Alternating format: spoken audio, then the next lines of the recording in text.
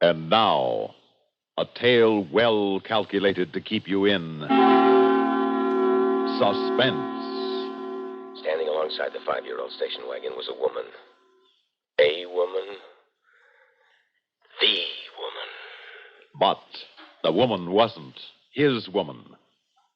In just a moment, The Man Who Knew How to Hate, starring Joan Loring and Leon Janney, and written especially for suspense by Walter Black.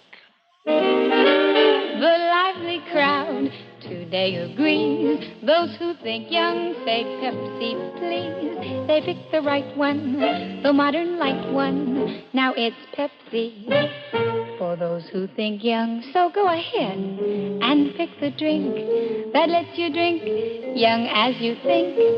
Yes, get the right one, the modern light one. Now it's Pepsi for those who think young.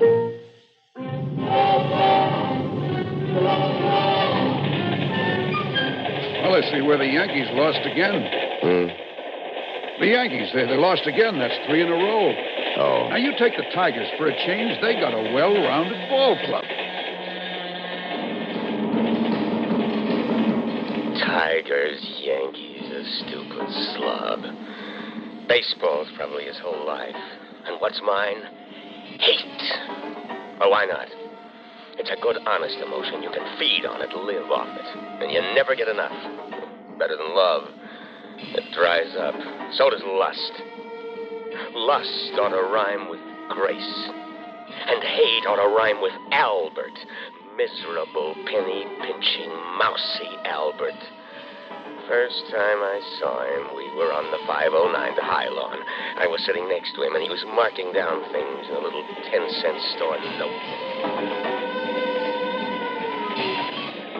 Totaling up your racetrack winnings? What? Oh, you mean this? Oh, no. I was just marking down my daily expenses. That way I keep track, you see. Sounds like fun. Oh, you'd be surprised how one's expenses can mount up if they're not constantly checked. Lunch, for instance. Unless I keep it down to 90 or 95 cents, my daily expenses can go over $3 or $3.50. That much? Huh? Oh, easily, yes. I'm Albert Larrabee. Pete Friendly. Hi, Lord. Next stop. Freeway out. Well, that's my station. Excuse me, Mr. Friendly. Relax, it's mine, too. Oh, I didn't realize we were neighbors, so to speak. What a creep. I made a mental note to avoid him in the future, but I tore it up when I saw who was waiting for him. He made a beeline for a 5-year-old station wagon. Standing alongside it was a woman. A woman. The woman. Red hair and sexy figure and everything else any man would ever want. It was eyes right for every commuter passing by. I stood there. Her eyes slid over me, stopped, slid back. My mouth felt dry. I knew the symptoms. Oh, brother, did I know the symptoms. I had to meet her. Touch her. Oh, Mr. Friendly, I'd like you to meet my wife, Grace. His wife. It had to be a joke. A woman like that? I walked over to the car. We shook hands. I felt the contact. So did she, I could tell. I'm very glad to meet you, Mr. Friendly. The name's Peter. Peter. Mine's Grace. Well, can we give you a lift? No, thanks. My car's up in the lot. Your wife doesn't use it during the day? My ex-wife can't afford a car on the alimony she's into me for. Oh. I'm sorry. Don't be. We hated each other. And all the time I was wondering what she was doing with that little creep. How could she even talk to him for 5 minutes without dying of boredom? I had to get to her. The easiest way was by being friendly with Albert. 2 days later in the drugstore, I gagged down a part of a glue sandwich that was advertised as egg salad and watched him munch away on lettuce and cottage cheese, just like a 5'6" rabbit. Munch, munch, munch. Something wrong with your sandwich, Peter? I'm not hungry. Well, this place is quite a find, 70 cents for the salad plate. Your wife a good cook? Well, frankly, I do most of my own cooking. Yeah? You see, I'm a diabetic, and a lot of things are forbidden to me. I can't eat just anything. Sorry to hear that. Oh, don't be. As long as I take my insulin, I'm fine. But it does limit the menus at home, so Grace usually fixes something for herself, and I do the same for myself. She's the intellectual type, She paints and takes evening classes at the library. She's very interested in art. I'll bet. Especially if art is a man. But what was I feeling so superior about? This creep lived with her. I didn't. A week later, I took him out to a local inn. Albert had vegetable juice. Grace and I had 4 martinis apiece and played kneesies under the table. My chance came after dinner when Albert went to bring the car around. I've got to see you, Grace. Yes, I know. I'm going crazy thinking about you. When? Tomorrow noon at my place. I'll stay home from work. Noon tomorrow, darling.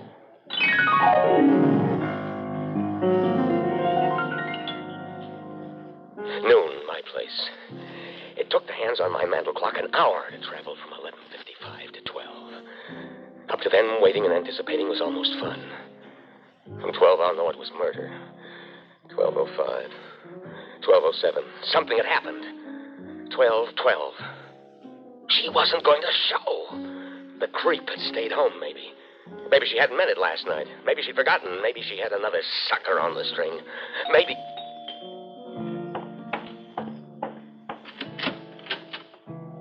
Hello, Pete.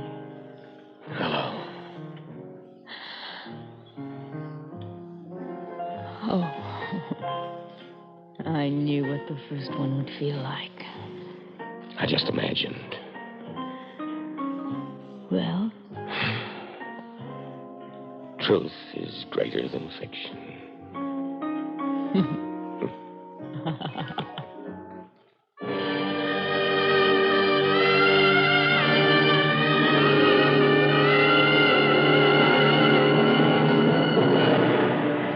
Peter. Quelle heure est-il? 4, what's the French for 35? I better be going. Why? Have you forgotten Albert? For 4 hours, yeah. Well, I've got to get home and change. Run a couple of errands before I pick him up. When do I see you again? Not this week. Listen, if you think I'm going to be satisfied... Don't be mad, darling. I'm a married woman, remember? So get unmarried. I'll put up the dough for your divorce if that's what's bothering you. What are you laughing at? I say something funny? No. Just terribly sweet. You are quite a guy, darling. And you're all the woman I ever wanted. There's something you don't understand, though. I can't leave Albert. Why? He's short and bald and 100 years older than you. And the way he pinches every penny until it turns green, you certainly aren't sticking with him for his money. Aren't I, darling? Peter, every week for 21 years, Albert has taken exactly 10% of his salary check, right down to the exact penny, and invested it in the stock market. You're kidding. Sometimes he buys, sometimes he sells, but always he reinvests. Good times, bad times, every week without fail, 10% of his paycheck has gone right into the kitty. He doesn't believe in banks, you see, or life insurance for saving money. He even kept it a secret from me until about 2 years ago. How much has he sold it away? $133,000.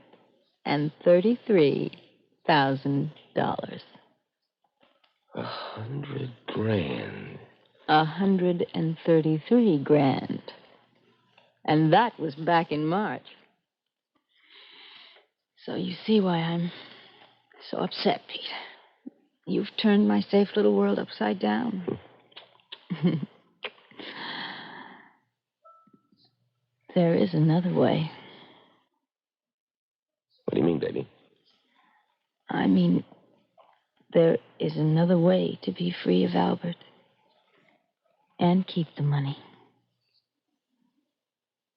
You mean what I think you mean? What do you think I mean, darling? Murder. Oh, no. Accidents happen every day. Well, don't they? An accident. Of course. All we have to do is figure out what kind of an accident's going to happen to Albert.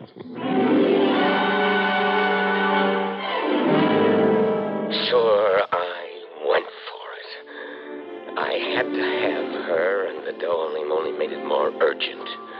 So don't go moral on me. A week went by. The longest I ever suffered through, and then she called. We made a date in Midtown New York at a French restaurant where they never heard of cottage cheese or egg salad sandwiches. You're staring at me, Peter. Do you realize how long it's been? 8 days, less 30 minutes. Well, maybe you can stand it, but I can't. You'll have to, darling. From now on, we're just casual acquaintances. You're crazy. No, you are if you think I'm going to jeopardize our chances. Oh, darling, don't pout. How are you? After the funeral, I'll move away to Florida, California. And in a couple of weeks, you can join me. You talk as if you were already dead. Why not? After tomorrow morning, he will be. Tomorrow? We haven't made any plans. Shh.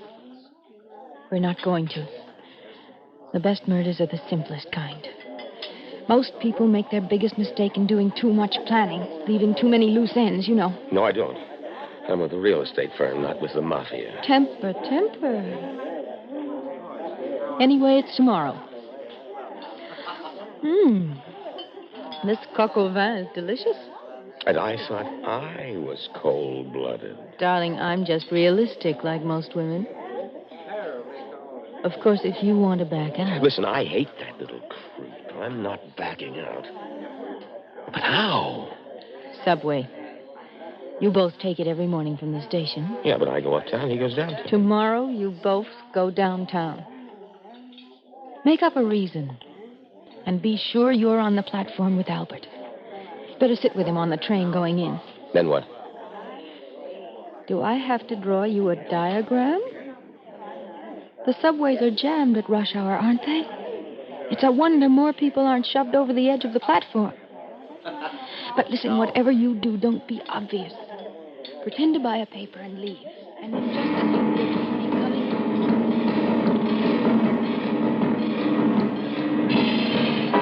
I don't think it's quite as crowded this morning as usual. How could it get more jammed? I can't even raise my hand to scratch my nose. You should cultivate the attitude of always looking on the bright side, Peter. You'd be surprised at the difference it can make in your daily living. Nickels and dimes do add up, huh? In a way, yes. Yeah, as my sainted mother used to say, a penny saved is a penny earned. That's what your mother said? Oh, yes, many times. Of course, it wasn't original with her. Oh, wasn't it? No, if I remember correctly, it was Benjamin No, it... Hold the fort, Albert. I forgot to get a paper. Excuse me, please. Coming through. I let 4 or 5 rows of people get between me and the creep, and then I stopped and looked back. He was right at the edge of the platform reading his paper, the stock market quotations, no doubt. He wasn't paying any attention to anyone around him. I started inching my way back. Grace was right. It was going to be a lead pipe cinch. I was maybe 4 feet behind him when I heard the train barreling down the tunnel. I pushed forward like everybody else, and there were the train's headlights. It was now. Hey! Watch out!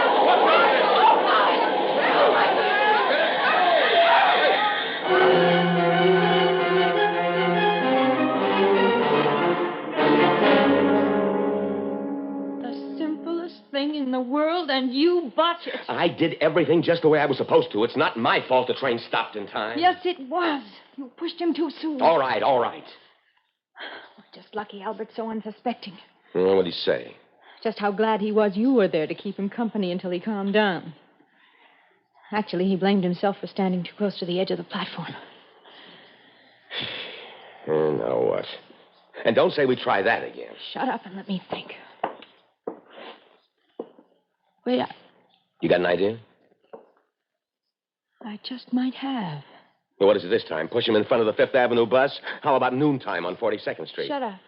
Or better yet, how's this? I get Albert down to the aquarium, and when nobody's looking, I pick him up and throw him into the shark tank. He looks enough like a shark himself with that pointed nose. Of course, he might last for a day or two, but eventually the sharks would gobble him up. Wait a minute. Why didn't I think of that right away? It's been there all along, staring me in the face. What, the sharks? Shut up and let me think a minute. You really have come up with an idea? You're darn right I have. Foolproof, too, darling. What? Never mind. The less you know, the better off we are. And this time, I'll do it.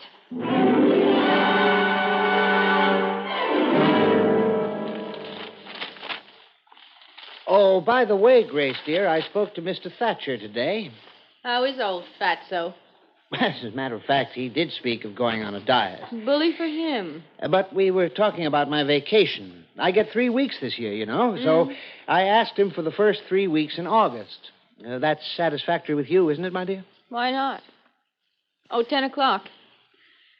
Time for your insulin, Albert. Oh, so it is, so it is. Oh, could I impose on you, my dear? I'm rather tired. Of course. You just sit and relax. Thank you, dear. Oh, by the way, shall we go to that same hotel again? It was most restful. Doesn't matter. Anything you say.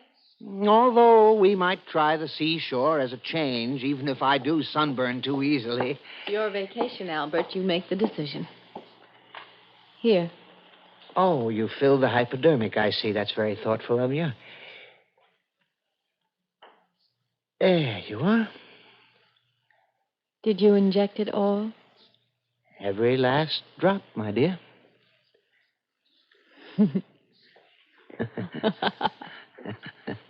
I was just thinking of something amusing. What an odd coincidence. So was I.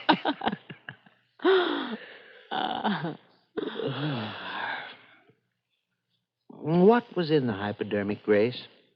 A saline solution, I should imagine. What? What are you talking about? Oh, come. No more games. It was a saline solution, I'm sure. Water alone isn't efficient enough.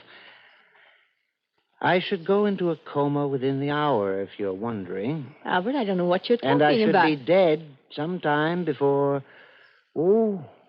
say 6 in the morning. Why are you talking this way? I don't know what you think I've done, but Don't you you, must... Grace? The police will tomorrow when they play the tapes I've sent them. The tapes? Albert, what are you talking about? Briefly, and to the point. You and Mr. Friendly. Mr. Friendly? White mouse I may be, and to some even a creep.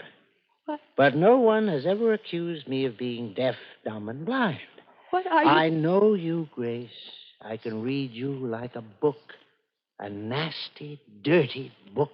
Albert, what... I know why you've stayed with me. I know what you think of me. Odd, isn't it, that you've never known what I think of you? Albert, I thought we... Spare me. I've loathed you for a long time. I've loathed you for your mean little soul and your petty mind and... You... Yes, for your beauty, which was never mine. And I think I've loathed you most of all because I still loved you. Albert? I've had private detectives working for me since the day you first set eyes on Mr. Friendly. You... They're the ones who, what's the expression? Bugged his apartment. Oh, Very interesting listening, Grace. Of course, I must admit the subway was a surprise, and so messy, too. I knew you'd revert to this. Oh, Albert. You're even attractive when you cry. Oh, one more surprise, my good wife. Had you possessed the patience to wait another 6 months, at the most a year, all that money would have been yours legally. What? My last little secret. You thought I'd been going to the doctor only for diabetes? Alas, no. Cancer. Dread word, isn't it? We discovered it 2 years ago. Oh. No, I haven't suffered any pain yet. I'm told that comes only in the final stages. Oh, that's what I couldn't face. Oh.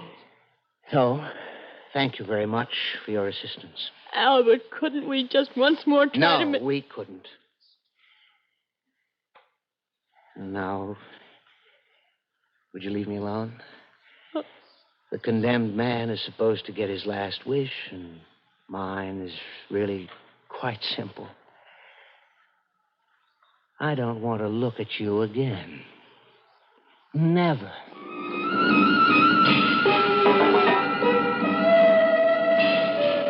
How he fooled us both. Who would have dreamed it of him, the miserable little creep? Well, everything but the last chapter is over. Arsening, the next station, arsening. Okay, buddy, on your feet. You don't have to make with a muscle. Now, you be a good boy, and I'll take the cuffs off. Let's go. So that's how it ends for me, in a cell in Sing Sing. That white mouse Albert must be laughing his head off wherever he is. And I thought I knew how to hate.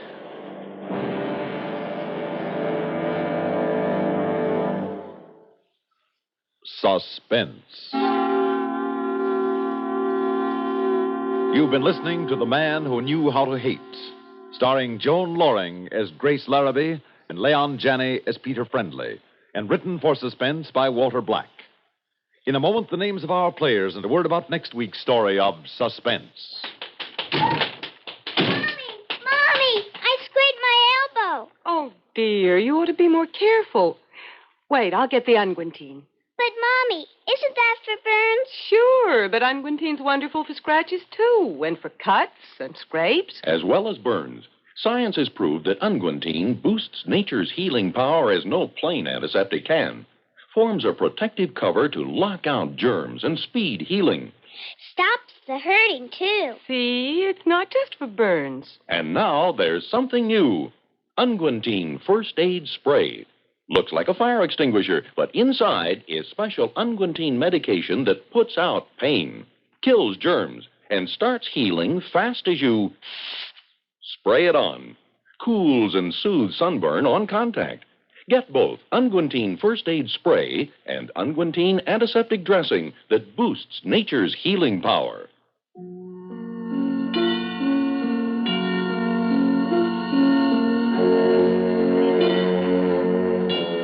Suspense is produced and directed by Bruno Zerato Jr., music supervision by Ethel Huber, and featured in tonight's story was Bob Dryden as Albert Larrabee.